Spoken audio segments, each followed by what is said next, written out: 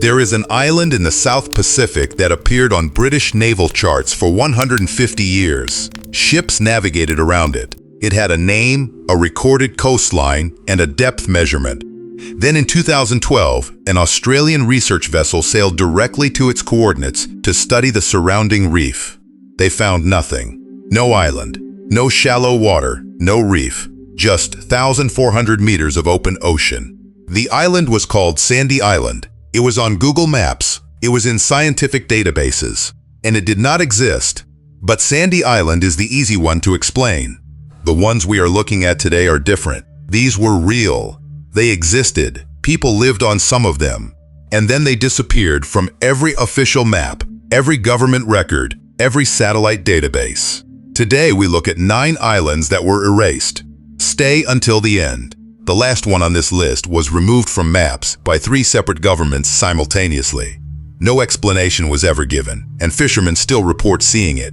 In the Gulf of Mexico, approximately 100 kilometers north of the Yucatan Peninsula, there was an island called Bermeja. It appeared on Spanish maps as early as 1535.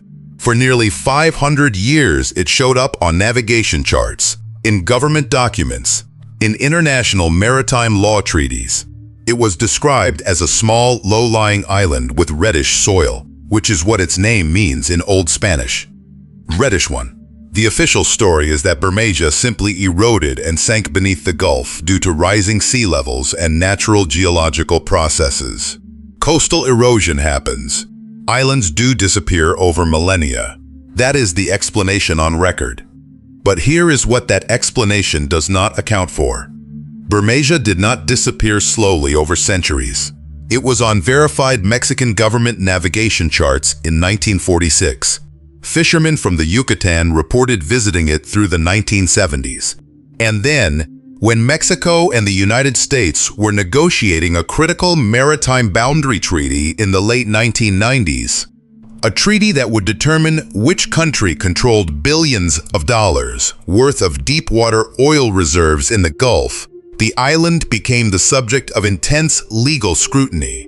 Bermeja's position, if it existed, would have pushed Mexico's exclusive economic zone significantly further north, giving Mexico legal claim to substantially more of the contested oil-rich waters. In 2009, the Mexican Senate commissioned an official search expedition.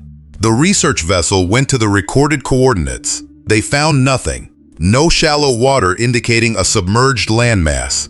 No reef structure. No geological evidence that anything had ever been there. The ocean depth at Bermeja's coordinates was over 700 meters.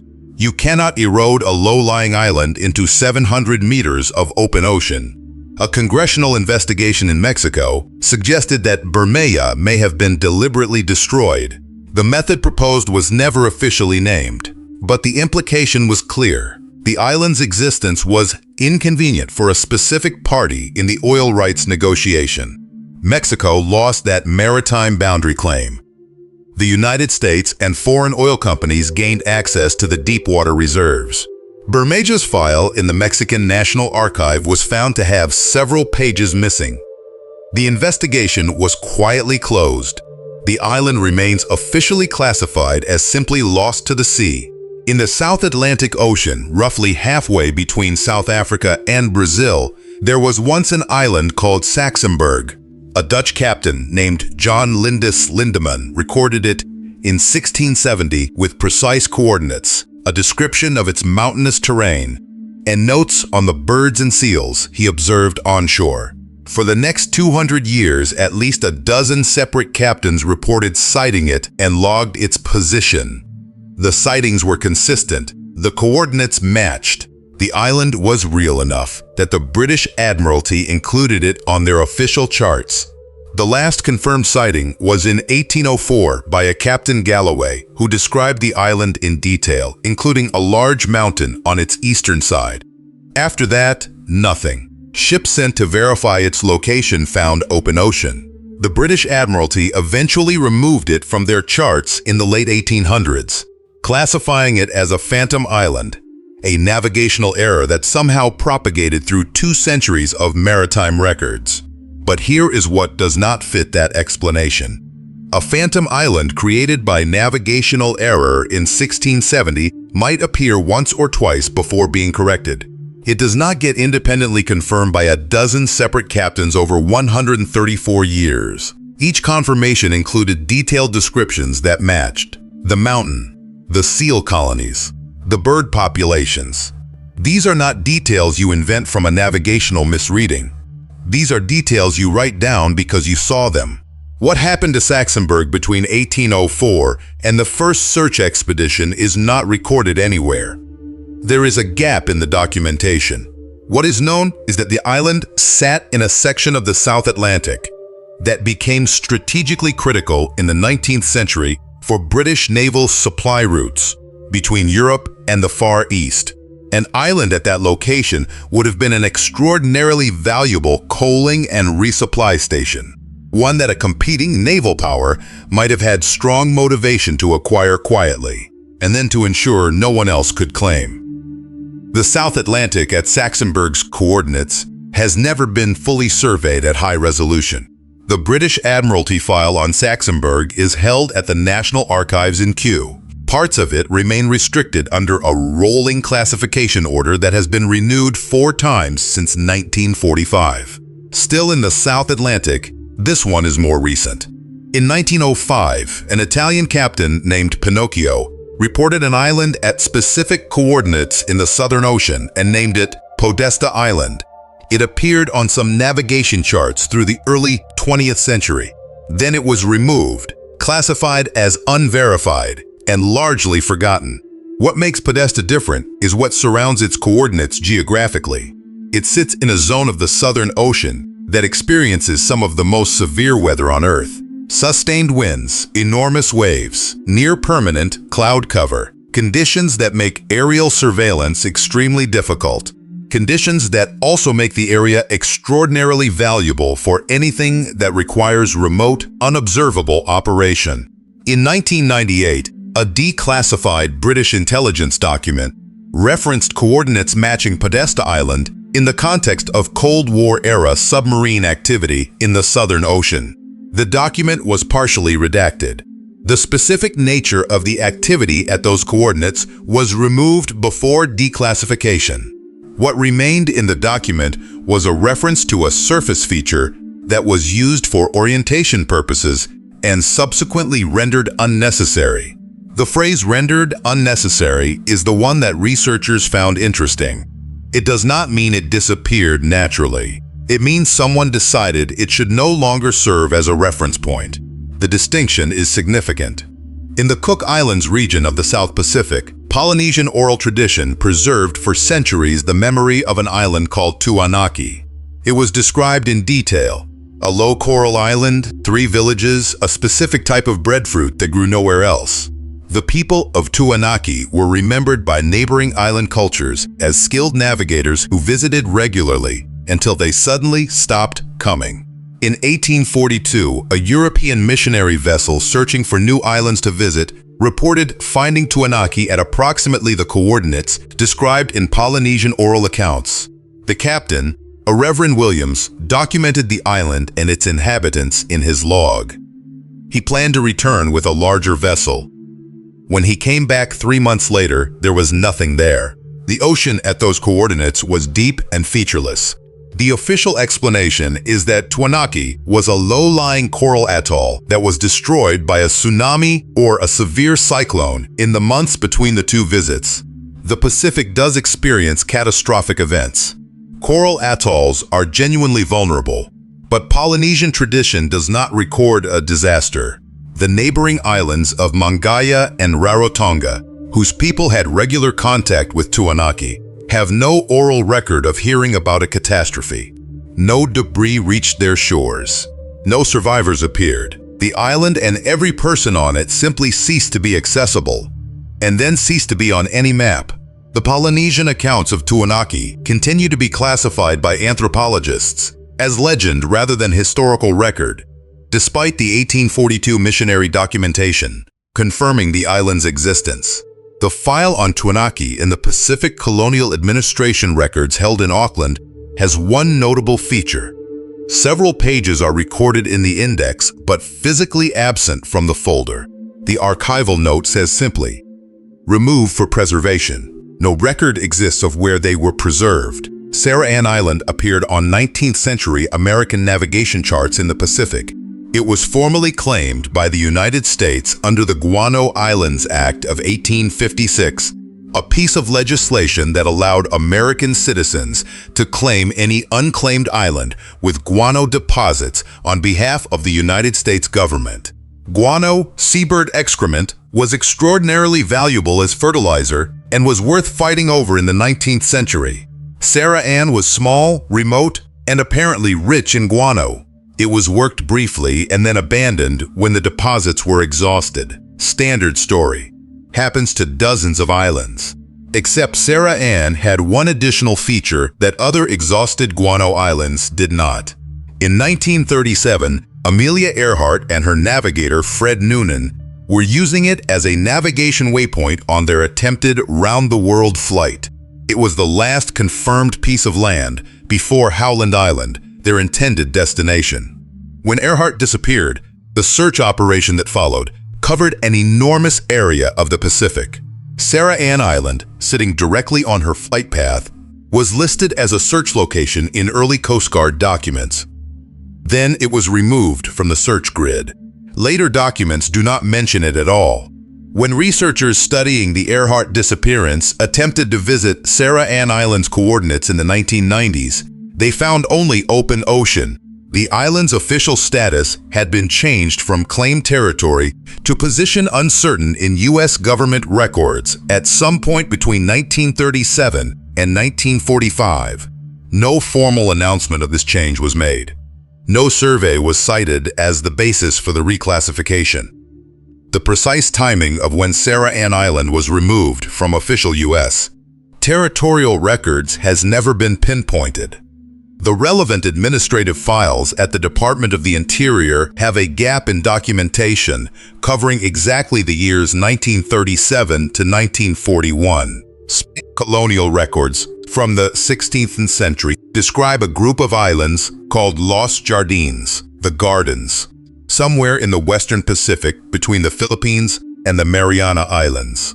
They were described in multiple expedition logs with consistent detail. Fresh water sources, dense vegetation, sheltered anchorage. The kind of island group that would have been invaluable as a resupply point. On the Manila galleon trade route, one of the most important and profitable shipping lanes in history. Los Jardines appeared on Spanish Pacific charts for over 200 years. Then the Spanish Pacific Empire collapsed. The charts were archived. When new colonial powers moved into the Western Pacific in the 19th century and conducted their own surveys, Los Jardines could not be found. The islands were written off as a Spanish navigational error. But here is the problem with that conclusion. The Manila galleon route was the most commercially important shipping lane of the 16th and 17th centuries. The Spanish did not navigate it carelessly. Every island that offered fresh water and shelter was located, named, documented, and used with precision. An error in the Los Jardines coordinates that persisted across 200 years of regular use is not plausible. The more interesting possibility, and the one that some historians of the colonial Pacific have quietly explored, is that Los Jardines was deliberately removed from the accessible record. An island with fresh water and sheltered anchorage in that precise corridor of the Pacific would have been strategically valuable enough to be worth concealing. A power that controlled it exclusively would have had a significant advantage over competitors using the same shipping lane. Spanish colonial administration was capable of exactly this kind of strategic information suppression. They did it with gold mine locations in South America. There is no particular reason they could not have done it with a Pacific island. Los Jardines has never been definitively identified or conclusively ruled out. The coordinates given in the original Spanish logs point to an area that remains one of the least surveyed sections of the Western Pacific. Pepys Island was reported in 1684 by the English buccaneer and later naval captain William Dampier. He described a large, habitable island in the South Atlantic near the Falklands with an excellent harbor. It appeared on British charts for over a century. Multiple expeditions were sent to find it and verify the harbor, which would have been enormously valuable for British naval operations in the South Atlantic. None of them found it. The island was eventually removed from British Admiralty charts and attributed to a navigation error or a misidentification of the Falklands themselves. But Dampier was not a man prone to navigational errors. He was one of the most accomplished maritime explorers of his era. He circumnavigated the globe 3 times. He made the first recorded scientific descriptions of Australia. His navigational logs were used as reference documents by the British Navy for generations. The suggestion that he invented or grossly mislocated an entire large island with a specific harbor is inconsistent with every other aspect of his recorded career. What Dampier described, if it existed, would have been the finest natural harbor in the South Atlantic outside of the Falklands themselves.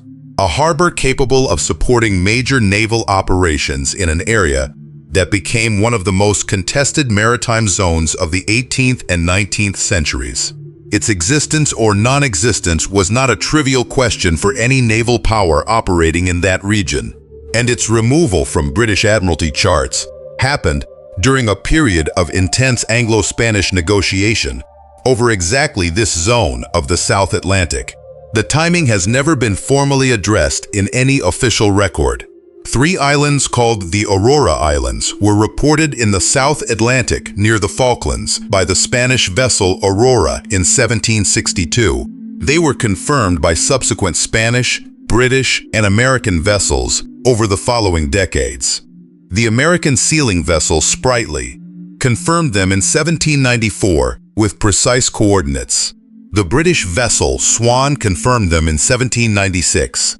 They appeared on charts of 4 separate nations. Then the search expeditions began failing to find them. By the mid-1800s, they were removed from most official charts. The explanation given was that they were confused sightings of the Shag Rocks, a real group of rocks nearby. The problem is that the Aurora Islands were described in consistent detail across multiple independent sightings spanning 34 years. The ships that reported them were not in the same location as the Shag Rocks. The coordinates logged across 4 different national surveys were in agreement with each other and inconsistent with the Shag Rocks location. Experienced captains operating in the same region, independently confirming the same islands with matching descriptions, is not how navigational confusion works. The Aurora Islands coordinates sit in a section of the South Atlantic that became a zone of intense and largely undocumented activity during the 19th century sealing and whaling industry. Islands in this region had enormous commercial value. Their locations were treated as trade secrets by the captains who found them.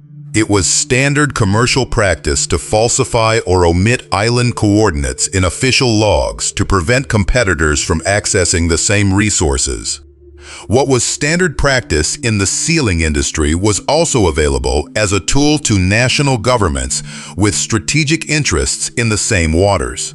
The Aurora Islands have been the subject of at least 6 formal search expeditions between 1820 and 1980. None found them. None found geological evidence that they never existed either. This last one has no single historical name because it appears under 3 different names in 3 different national records. Japanese maritime charts from the early 20th century reference it under one designation. American Naval Survey records from the 1940s reference it under a different designation. Philippine government coastal records from the 1950s reference it under a third. All 3 descriptions match. The coordinates within the margin of error of the era are consistent. The physical description is consistent. A small elevated island, volcanic origin, with a freshwater spring and evidence of prior habitation. In 1962, all 3 of these records were updated simultaneously. The Japanese maritime designation was reclassified as a surveying error. The American naval entry was marked position invalidated. The Philippine coastal record entry was simply deleted. No cross-reference was made between the three documents. The deletions happened in the same calendar year, which researchers discovered only by comparing archives held in three separate countries decades later. The coordinates of this island sit within a section of the Philippine Sea that became the subject of an intense and partially classified territorial dispute in the early 1960s, involving the United States, Japan, and the Philippines. A small island at that precise location would have had significant legal implications for the maritime boundaries being negotiated at that time. An island creates an exclusive economic zone. An exclusive economic zone determines who controls the surrounding waters and everything beneath them. Fishermen from the northern Philippines continued to report the island through the 1970s. A local fishing cooperative in Batanes province included it in their informal navigation guides until at least 1978. Then those reports also stopped. Not because the fishermen stopped going to those waters, because something changed about who was in those waters with them. The island has no official status. It has no official name. It does not appear on any current navigation chart of any nation. And three governments decided in the same year that it had never been there. No explanation was ever given. None has been requested officially since. 9 islands, 5 oceans, centuries of documented sightings, confirmed by trained navigators, recorded in national archives, included in official charts, then gone. Not eroded gradually the way geology works, gone administratively, gone from records, gone from databases, gone at moments that, when you look carefully, align with something that needed them to be gone.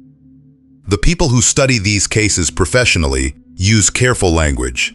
They say position uncertain. They say survey inconclusive. They say likely navigational error. They do not say what the timing suggests. They do not say what the missing archive pages suggest. They do not say what 3 governments acting in the same year on the same island suggests.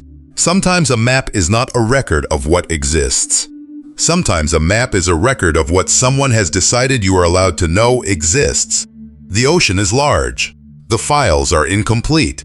And somewhere in the South Atlantic, fishermen who have worked the same waters for generations still navigate by landmarks that no official chart will confirm are there.